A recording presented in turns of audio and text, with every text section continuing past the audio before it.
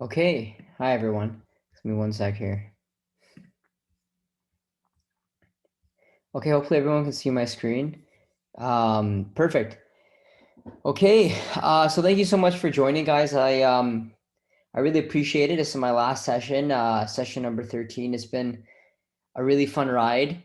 And yeah, I'm just excited. Thank you so much for coming out, for all of you who supported me from the very beginning. I really appreciate it. Yeah, let's get into it. Perfect. So yeah, like I said, last session. However, this is not the last of my fitness information. Specifically, I'll be starting stuff on YouTube and TikTok. I just want to get more foot traffic and more individuals to see my content, specifically because my goal is just to help the community and to give this information free of charge. And the more people I can reach, the more success I believe um, uh, this can have overall in people's lives. So this really isn't for me. It's just so I can reach more people and grow from this. And I'm glad that you guys, were here to start the journey with me as well. And like, I'm always still around no matter what for any questions. Regardless, this does not mean that I won't answer questions anymore. I'll still always be open and around, but I just want to start to branch into other social media forums just so I can help more people, essentially. So I really appreciate that. um yeah, perfect. All right, so give me one sec here. All right. So I just want to recap with every session, specifically, kind of say like what were the big picture stuff going on in each session, and then kind of just do a recap of the things that I thought were most important from them. So session number one was a really big one, and specifically just with the healthy eating and carbs is not equal fat loss. So specifically, we talked about the three main energy sources of glucose, proteins, and fats. And then we talked about stuff with calories in and calories out. And specifically, like I said, I've mentioned calories in, calories out like so many times. It's exhausting throughout my like 13 sessions. But basically, that it is the holy grail of fat loss. Mainly that if you eat less calories in, then if you take less calories in, than your baseline level. So if your baseline level, if you're eating under that, so if you're, either you're burning more calories than your baseline, or you're eating less than your baseline calories, you're gonna lose body fat. So it's all about calories in, calories out. Eat less calories or expend more energy through cardio. That's your best bet if you want to lose body fat. And even better, do them both together. Do your daily cardio and track your calories and macronutrients to essentially make sure that you're losing the weight that you want, or either you're maintaining your weight. Um, and yeah, we're talking about calories here in terms of energy. And notice here how I say calories and not less food, because remember, like I said, like a lot of food is low calorically dense. Specifically, that some foods are very dense in calories, so just a little bit means just a lot of calories and a lot of energy. But like we talked here with olive oil, nuts, rice, pasta, peanut butter, and then juices. Specifically, like I said, high volume, low calorie dense foods. Really quick examples like egg whites, a big bowl of egg whites, pretty low in calories. Like I think 100 grams is 45 calories for 100 grams of egg whites, it's 45 calories. And for around 100 grams of rice, it's close to 400 calories. So compare 400 to 45 calories for the same amount of food, same amount of grams. So that's just an example of calorically dense food versus low calorically dense food. So egg whites versus rice. Just off the top of my head is what I can think here. So just if you understand that, then that would make your life way easier, and you can make out some food substitutions that can make your weight loss journey easier. And like I said, stop categorizing things as healthy and unhealthy. Specifically, thinks of your calories as a bank account, and how you choose to manage that bank account, how you choose to fill those calories up is up to you. You're the banker at the end of the day. You're the one who run your own bank, and you can decide what you want. And specifically with the keto diet, like I said, it has its place for certain individuals who maybe need to have low carbohydrate restriction because they have certain health issues, but for everyone else, it's not sustainable. And even if you lose weight, like people claim, it's not actually body fat you're losing, it's just water. Because each gram of carbohydrate holds around 3 to 4 grams of water. That's around a 1 to 4 or 1 to 3 ratio of carbs to water. So when you're losing weight on keto diet, you're just going to be almost, losing mainly water. And that's why you're going to be losing weight, because that excess body water is just going to be drained from your body. But body fat wise, um, It's just based on calories in, calories out. That's, if you want to lose body fat, it's based on that. And session number 2 now, we talked about tracking calories and, is it neurotic or is it a secret? And really, I said that, I went over, if you want to check my video, it's on YouTube, it's recorded. I went over the steps how to track it on my fitness pal. But really, I said it's important to be consistently inconsistent.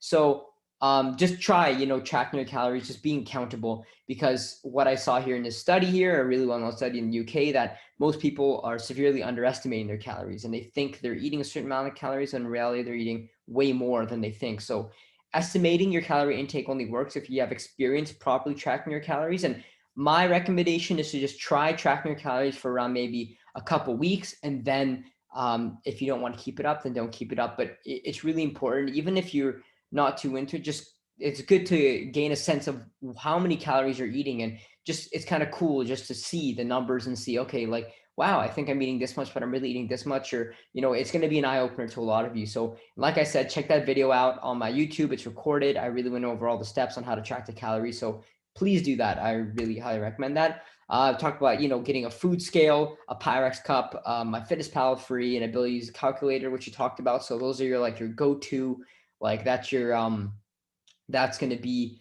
these things here are going to be what you need to track your calories. So if you have these things here, you'll be on your way fine. That's all you need. Session number 3, we talked about, are you wasting your time with ab workouts? And well, really, you are, if you're doing it for a goal of spot reducing body fat and specifically trying to lose belly fat, because like I said, ab workouts itself is not going to make you lose body fat. Guess what is going to make you lose fat though? You guessed it, being a calorie deficit. We're already like, just a few minutes in here. I think I've talked about calorie deficit like 4 or 5 times. That should just, convey to you why it's so important. And, it really is the holy grail of, looking good and that kind of thing.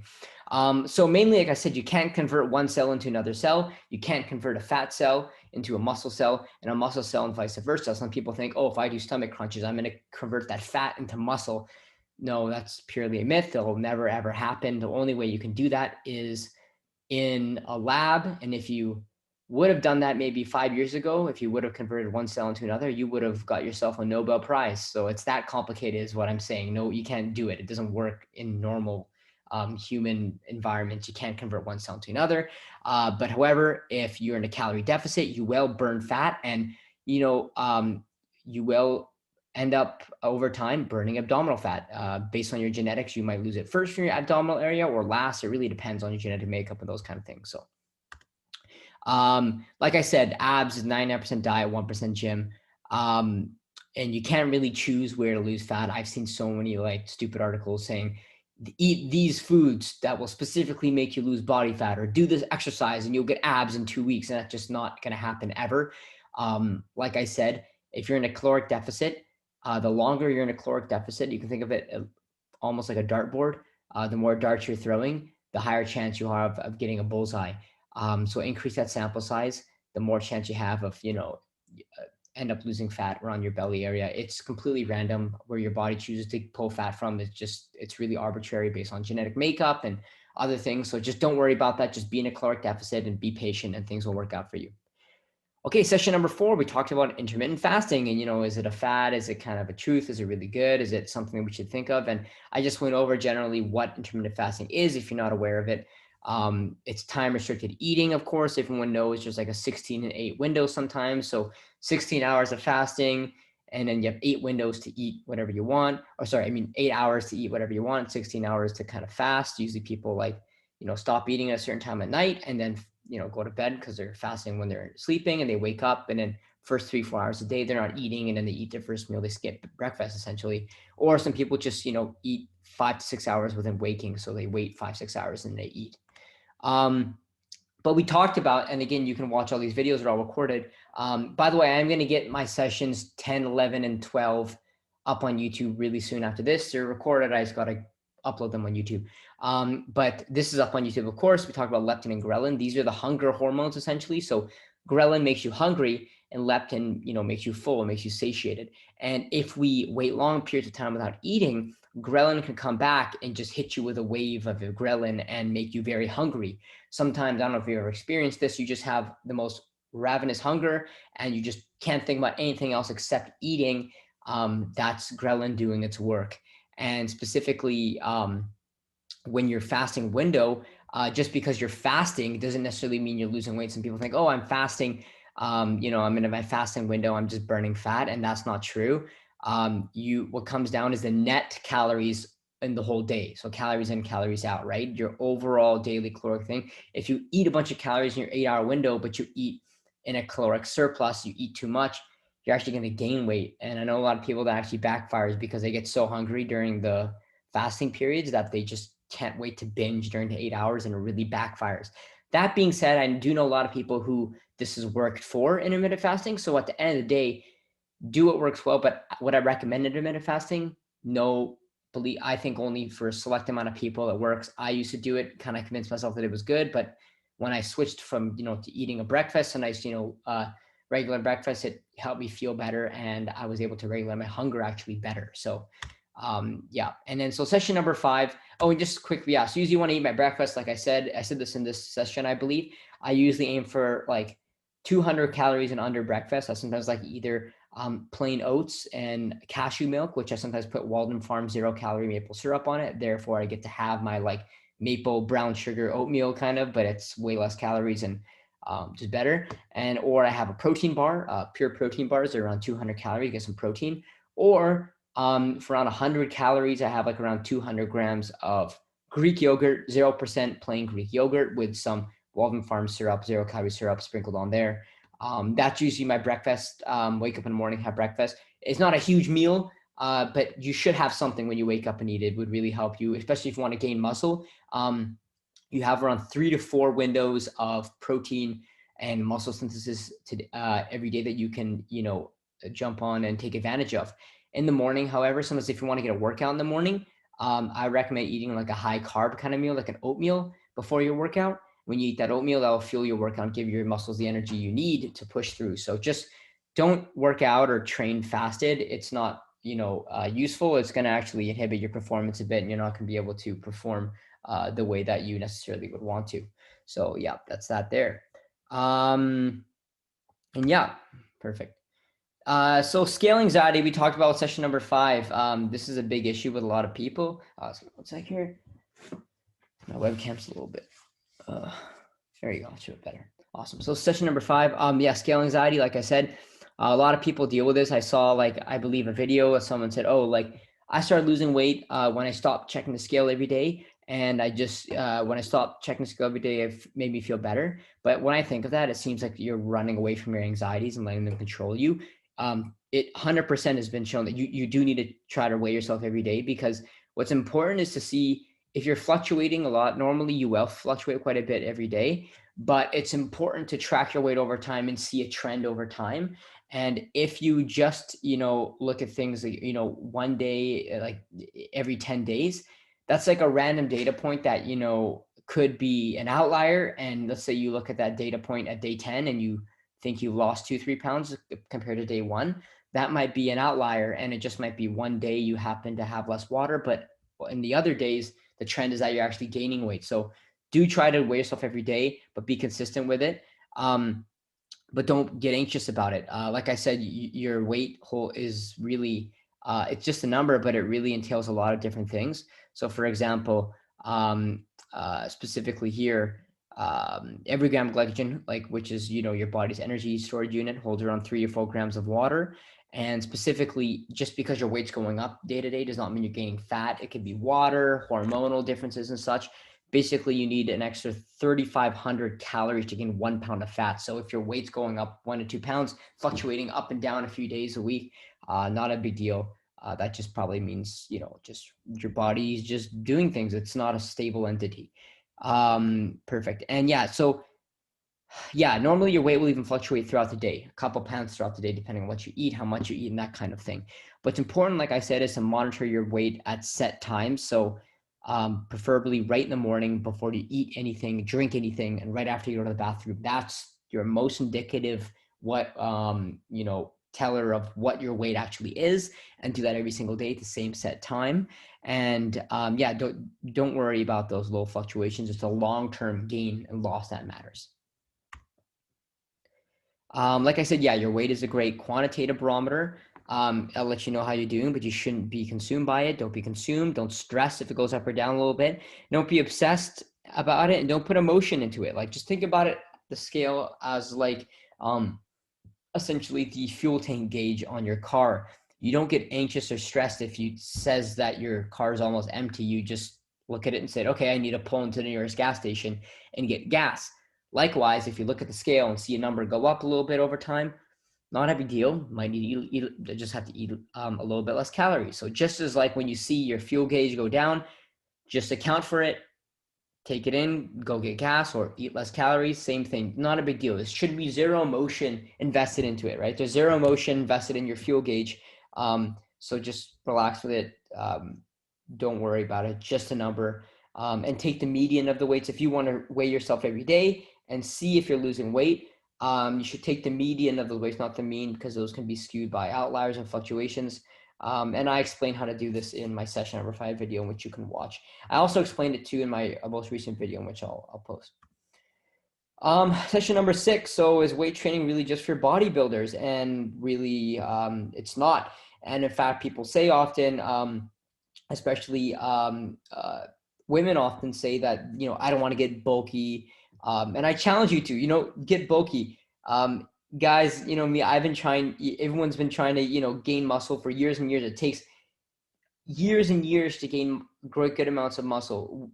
Sometimes people think that they just lift a tiny bit and they'll blow up with 30 pounds of muscle. It doesn't work. Even if you try to lift every single day and work hard, it's still hard to gain that much muscle. You will not get bulky. In fact, you will get leaner and look leaner and more chiseled, specifically because when you gain muscle, it makes it easier to burn body fat, which you're going to talk about here for a sec. And yeah, you can't you can't lift weights to tone muscles. Muscle fat is fat. You can't convert fat into muscles. Often women say, I want to tone my arms. I want to get them more leaner. So I'll lift some weights. That's going to make you build muscle, but the fat over top of the muscle is still going to be there. So guess what? Eating a calorie deficit. That's how you're going to lose the fat. That's how you're going to tone, essentially. So yeah, reduce your risk for osteoporosis. Do lift weights because you're going to reduce your risk for osteoporosis, especially postmenopausal women.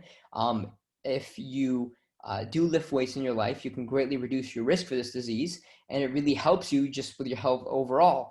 Specifically also, as you gain more muscle, you increase your basal metabolic rate, meaning you increase your metabolism or increase the amount of calories you burn just resting, because muscle requires energy to stay around. It wants to consume more calories. So you're going to be actually leaner, lose body fat as a result of you gaining muscle. But the muscle will not displace the fat. You still need to eat in a caloric deficit, but the muscle will help you be in a leaner state and look leaner and feel leaner, feel better, and just essentially just help your life overall. Session number 7. Yeah. So fast weight loss may not be the best bet. Like we said, if you lose fat way too fast, your body's going to fight back with these hunger hormones like ghrelin, that kind of thing. And it's going to lead to a lot of adverse effects like energy decrease, body temperature decrease.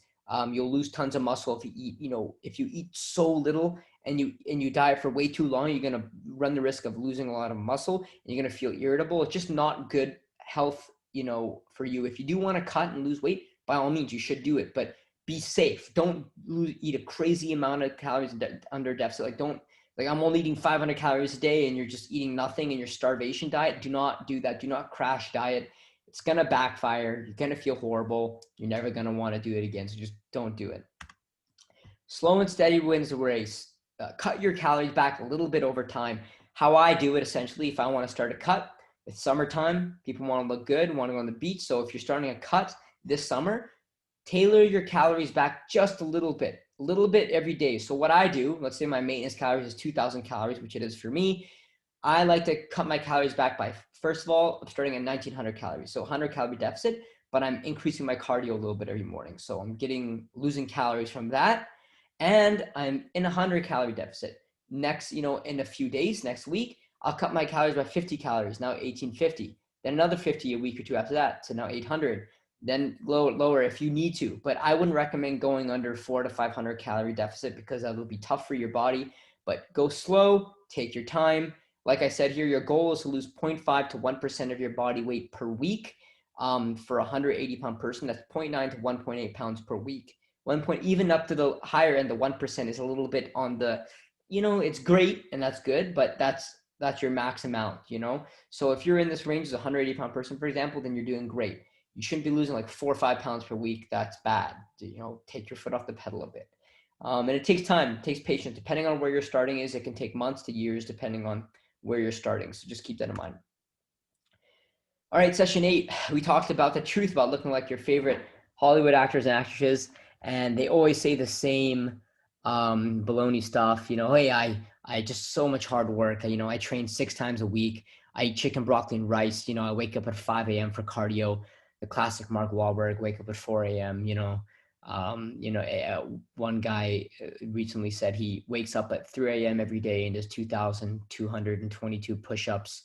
And eats 12,000 calories and eats 20 eggs a day. And he's like, that's why I look good. And it's like, come on, man, like you're not fooling anybody. What this guy should say, instead of his 2,222 push-ups, he should say that I took performance enhancing drugs along with a great diet and consistent schedule. Like The Rock, Zac Efron, Mark Wahlberg, Hugh Jackman, Michael B. Jordan, and Kumail Nanjiani. These guys definitely have been taking something.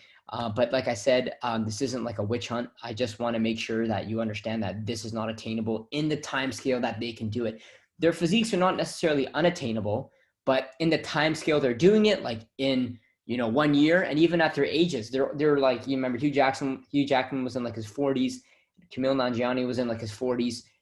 When your testosterone is naturally down, you can't gain muscle like that quick. It's just impossible. So it sets these false ideals for people. And it perpetuates some bad stuff, and it's going to lead to body dysmorphia and scams. It's promising you a physique that can, that's not really attainable. You're just, lying to people, and you're conning people. And this can lead to, PED use from young teenagers and even anorexia with women as well. So session number 9, we talked about, are you pushing yourself in the gym? Are you really, giving yourself a good workout? And we talked about the unit of RPE, rate of perceived exertion. And this is an important quantitative measurement. What it is like a scale of how hard you worked from 1 to 10. 10 being, I went to absolute failure and I couldn't do anything no matter what. I'm done. And 1 means, I had like 9 more reps left in the tank. So RPE of 8 means you had 2 reps left in the tank. And for cardiovascular fitness, their RPE scale goes up to 20, but same thing. It's just a rating for how hard you worked, right? And always try to aim for RPE of 8 to 10. Always try to push yourself a decently amount or pretty hard. The reason, however, is that you want to make sure that you're constantly pushing yourself in the gym, constantly giving yourself a stimulus to grow. Now, pushing that hard RPE 10 for every single set, every single rep, every single workout might be a little bit tough, and you might need to dial it back to around RPE 8 for maybe your last 2, accessory movement workouts in your workout. But that's why I say 8 to 10. But for the most part, you shouldn't be dipping underneath there. Throughout your workout, you can maybe your first 2 hard compound movements, like your bench press and squat, go hard with your RPE 10 to 9. But then maybe for your other sets and reps, maybe try on RPE 8. But what I'm saying is that don't dip in below that. If you feel like you had 2 reps in the tank, that's the lowest you can go. You should really try to be pushing yourself hard in the gym. And you know what? Don't just do it, just do it. Do it because it will really help you. You'll get the most out of your workout if you do that. You'll leave the gym getting the most results you can if you do this. So the only person you're going to be helping is yourself. So just keep that in mind. Like I said, the majority of people go to the gym do not work hard, and I'm not here to point fingers, but I'm just saying that, why are you there? If you're going to the gym, you should try to push yourself at the very best you can, because at least when you leave, you know that you got everything you wanted out of it. Most people are driving 20 to 30 minutes to their gym. If you spend that much time driving to get out of your gym, might as well give yourself, you spent the time coming out here, push yourself as hard as you can. I had a biology professor in first year, and we used to have clicker questions where we'd have to answer questions and participate in class. And at first people really wouldn't participate. And then he said, well, I mean, you guys came out here all the way to this lecture. Some of you guys take buses 20 to 30 minutes. You have to quickly run out the door. You came here, you might as well participate and get something out of it, because there's a reason you came here, and you're sitting here. You might as well get something out of it. Don't just, come here, you just sit in your desk and, tune out. If you're going to come to the gym, give it your all, and you'll see the benefits. That being said, do not ego lift. Don't just lift heavy because you think that it's that, oh, I'm pushing myself harder and harder. No, the point is to lift the heaviest weight you can with good form. And the weight, the number associated with that statement is different for everybody. But you do need to push yourself, try to increase your weights a little bit every week, but still keep that good form. That's a tenet of something called progressive overload. And we talked about progressive overload in these sessions, which you can see in my recordings. We talked about there's a number of ways to progressive overload: to increase your reps, increase your sets, increase your weight, decrease rest times. Those are just things on the top of my head. So again, it's very simple. Just push harder than last time. As Greg Doucette says, one of my favorite YouTubers, just push harder than last time. Always give yourself reason to improve, and don't, be complacent with this stuff, because I promise you'll thank yourself and it'll be awesome. Okay, so specifically in session 10, we talked about, should I bulk and cut? Should I eat big to get big? And I wanted to really stress the fact that you can gain muscle in a cut and a bulk. Specifically, how to gain muscle in the cut, right, is you don't eat in too much of a caloric deficit. Like I said, you don't eat too much of a caloric deficit, because if you do, you will run the risk of losing muscle and decreasing your energy, which you won't have enough energy to work out. So do not eat too much in a deficit. Consistently go to the gym, keep a consistent stimulus for growth, and do not diet and cut for too long, and eat more protein than usual. You have to eat more protein in a cut than you would in a bulk, because the extra carbohydrates and fats that you're eating in a bulk, they have something called a protein sparing effect. What that means is that those extra fats and carbohydrates will actually conserve the amount of protein you have, and your body will digest that protein slower. Therefore, your body will make use out of that protein a bit more. This is why things like, oh, I'm only going to eat keto. No, you need to have all the food groups, the carbs, the fats, the proteins, because your body will make use of them, and will make use of the protein you do eat a little bit better. So like I said, 1 to 1.2 times body weight in pounds. So just calculate that. So if you're a 180-pound person, either eat 180 grams of protein, and then a little bit more than that if you want. So we also talked about, once you cut or get at your desired, leanness, essentially, eat at maintenance, eat the amount of calories you need to maintain that. And that way you only run the risk of gaining water and glycogen, as opposed to gaining that body fat. Because like we said with bulking, you bulk, gain all that body fat, but then guess what? You're going to have to cut. And now you're going to have to cut for longer. If you cut for too long, and if you, eat too little calories, you're going to run the risk of losing the muscle you gain in that bulk. So the net effect is that there's no difference in just eating at maintenance and eating at a caloric surplus and gaining all that body fat and then having to cut again. Just eat at maintenance, be smart about it. Do not bulk. There really is no benefit to bulking other than the fact you're going to gain a lot more body fat. Yes, you'll be able to push more weight and lift more, but that doesn't correlate to muscle gain. As you gain more body fat, your fat acts like a spring where the weight can just bounce off.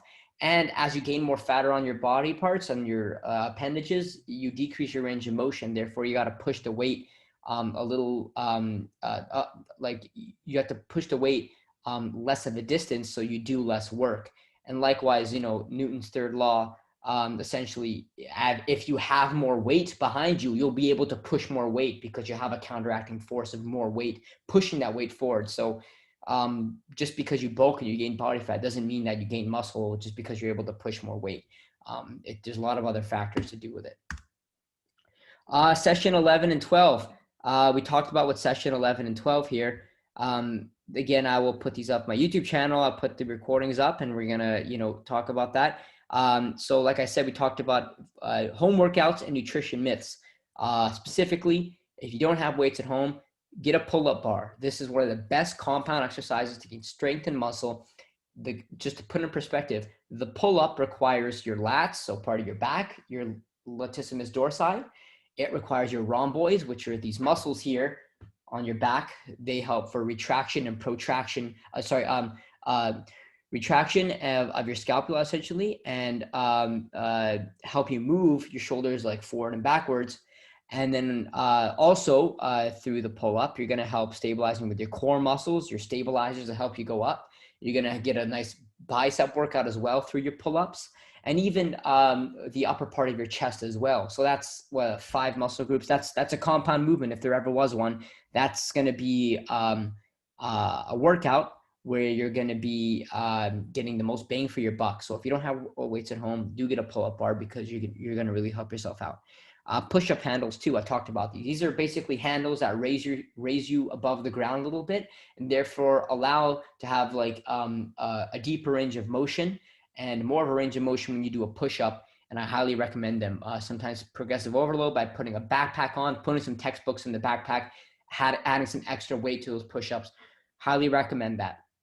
Also, hit your 10,000 steps, right? Get your cardio in. Like I said, if you want to maintain your leanness or be lean, increase your energy expenditure as well. Not only do you have to eat less, but increase your energy expenditure.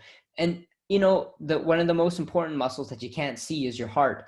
Train that bad boy, and that will help you essentially live a longer life, feel better, be more energetic, help you recover between sets. Having a better heart will help you just live longer. So always make sure you work your heart, you keep your cardio in, especially if you're in a sedentary job or sedentary throughout the day. You need to keep your heart beating and keep yourself and your cardiovascular fitness up. I cannot stress that enough. And then our last session last week, session number 12, we talked about some myths with nutrition. One myth was that people say, some nutritionists say, which is absolutely wrong. They say calories are not all equal. So 100 calories of a chocolate bar is not the same as 100 calories of pure healthy chicken, and that's wrong. A calorie is a calorie. If you hear a nutritionist or anyone say all calories are not equal, ask him what weighs more, a pound of feathers or a pound of bricks, and see what they say. Because we know a pound's a pound. It doesn't matter what it encompasses. It's the same thing regardless. It's a pound, whatever. So what's important is to understand that calorie is a unit of energy. Okay, it's essentially energy. It measures energy in kilojoules. It's a measurement of energy. So a calorie is a calorie. A calorie from chocolate bar is 1 calorie from chocolate bar is the same as 1 calorie from a grain from some rice. It doesn't matter. What's important is that you monitor your caloric intake and monitor your calories in and out. That's all. It's simple. That's all that matters. 2, people say diet sodas make you gain weight or they're loaded with sugar, and they're not. They're 0 calories. In fact, you should have them. They help carb cravings. And why people say this is because overweight individuals sometimes might start drinking diet sodas in hopes that they'll lose weight. But the problem is that they're only drinking diet sodas, meaning that their diet is still horrible. Their other foods they're eating are still horrible. And they still have very bad cardiovascular fitness, and they're not going to the gym or doing any working out whatsoever. So that conclusion is just based on the fact that individuals who want to lose weight just drink diet soda, but they don't make any other changes to their life. Having diet sodas is a really smart way to reduce your caloric intake by hundreds of calories, and also reduce some of the cravings you want from sweet drinks when you're trying to lose weight. So I highly recommend drinking diet sodas. The sugar they have it's not actually, it's like sorbitol, maltitol. These are essentially regular sugars, but in a lab, they chemically change them so that your body cannot necessarily break them down or absorb them as calories. So it works fine. These diet sodas are really awesome. I highly recommend them for your weight loss journeys. 3, people say, of course, you don't need to weigh yourself every day if you're trying to lose weight, and you actually do, like we talked about earlier. It's very important to see the trends. Don't be fueled by your anxiety.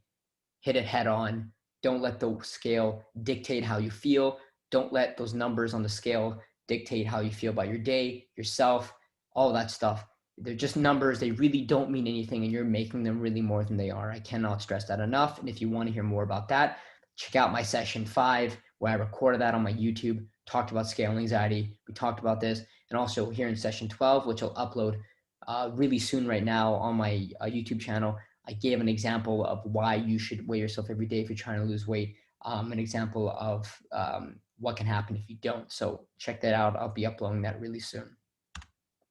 So now I just want to take the time to say thank you. Thank you so much for everything, guys. Starting this in January was like something I've always wanted to do. I've always wanted to do fitness nutrition seminars because I just love this stuff. This stuff has been a big part of my life. It's changed my life.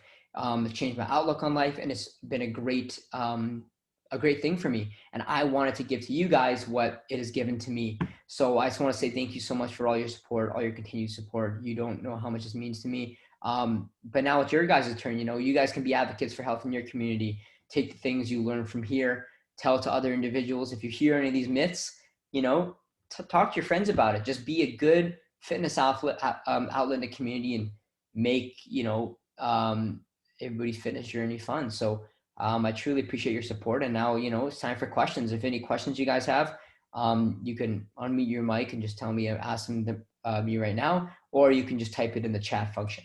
So any questions, guys? Hey, Vinay. I just want to say thank you so much for your amazing presentations. And it's just like super informative and really nice. And I think you did a great job. And you definitely improved the lives of everybody in my family. So I appreciate that. And yeah. Thank you so much. Good That's stuff. what I love to hear, man. I love to hear that. That's why we do it, buddy. That's why we do it. So I just want to say thank you so much for coming out, bro. I really appreciate that. Yeah, man. Of course. Any other questions, guys? Any questions you have? I have no problem. Any questions, you can text them. Oh, here's in the chat. Future videos. Okay, so yeah, thank you Drew, this is good, as I mentioned at the start. So I'm continuing now. What I'm going to do now is I'm not going to stop my stuff, but I'm going to start posting to YouTube channel now and increasing my YouTube channel and start doing more fitness vlogs and really make my focus my YouTube and blow that up and grow that more. So keep posted to my YouTube. Please subscribe to my YouTube channel if you haven't already. I really appreciate that. And also I will be going on TikTok. I know, it's a little bit of a meme. No, I want to go on TikTok specifically because it's really easy to gain exposure on that. And that way I can direct more people to my YouTube channel. And the more people I can get on my YouTube, the better, because on my YouTube, I'll be putting more videos out and I'll be putting more information out so I can really reach more individuals. And I hope you continue to keep watching my videos on my YouTube, because that's the goal. So perfect. Yeah, thanks for that question.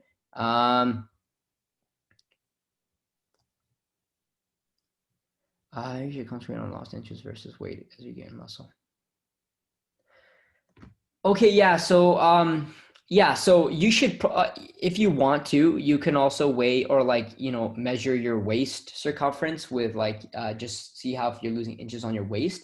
But the problem sometimes with that is that although it's great, but that doesn't sometimes, if you monitor your weight, it's just more simpler essentially, because you got to weigh every part. You got to, check your arm circumference, your waist circumference, that kind of thing.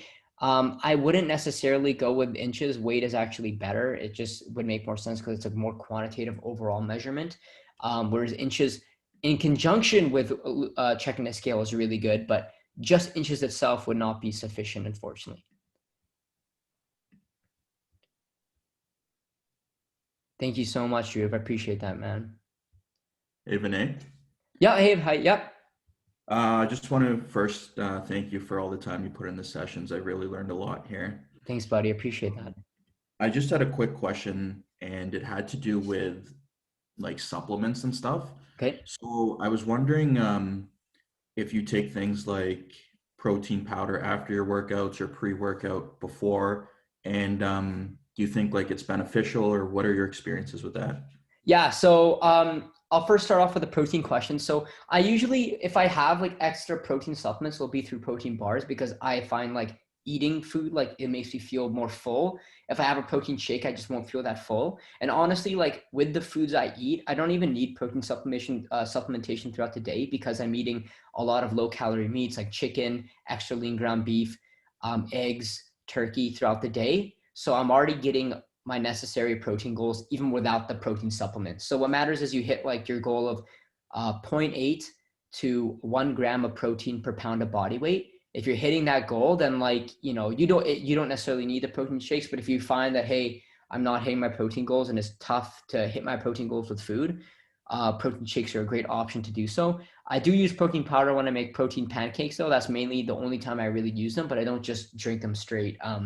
I just don't think it's filling for me. So that's just one thing I do with that. Onto the question with pre-workout. I do consume pre-workout. Sometimes I have these 0 calorie, monster things. People think, oh, energy drinks are bad, but it has the same amount of caffeine as a cup of coffee and it's 0 calories. Make sure you get the sugar-free one. I have one of these here.